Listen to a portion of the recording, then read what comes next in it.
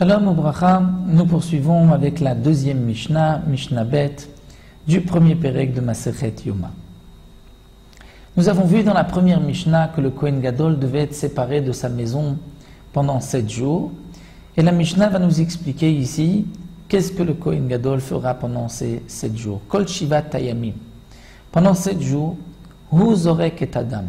C'est lui qui va asperger le sang du korban tamid, du korban quotidien qu'on apporte le matin et le soir, comme nous le disons dans la tfila, et ta keves echad, ta'aseh baboker, et ta keves hasheni, ta'aseh ben arbaim, une brebis le matin, plutôt c'est un mâle, donc un mouton le matin et un mouton l'après-midi, c'est le korban tamid. Normalement, toute l'année, ce n'est pas le Kohen Gadol qui doit asperger le sang de ce korban sur le misbiar, sur l'autel, mais ce sont les autres kohanim. Pendant ces 7 jours, on donnera cette avoda, ce travail, ce service, cette fonction au Kohen Gadol afin qu'il s'habitue à la avoda au service du Beth Amikdash.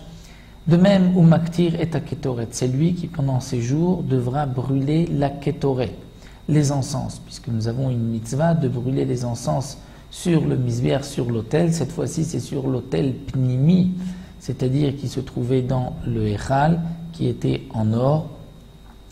On brûlait les encens le matin et l'après-midi.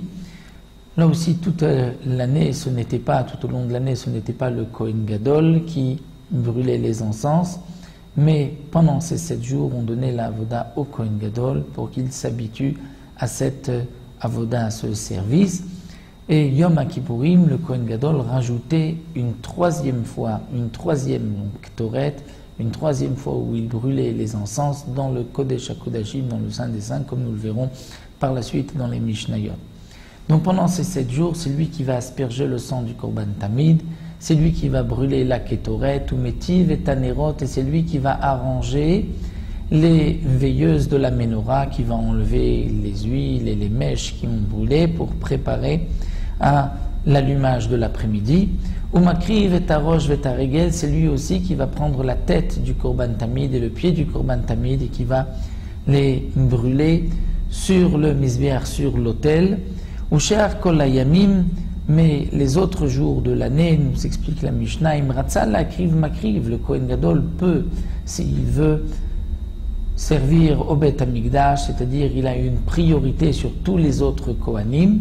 Il peut lui faire la avoda, s'il lui veut asperger le sang du Korban Tamid, s'il veut faire la Ktoret, allumer les Nerot, il a ce droit, cette priorité, parce que donc chez Kohen Gadol, Makriv Chelek Barosh, le Kohen Gadol peut lui en premier être Makriv, c'est-à-dire il est lui le Barosh, le premier pour être Makriv, pour faire une avoda, un service au Beth Amikdash, mais aussi Notel Chelek Barosh, c'est-à-dire que dans le partage, le Kohen Gadol peut choisir ce qu'il veut.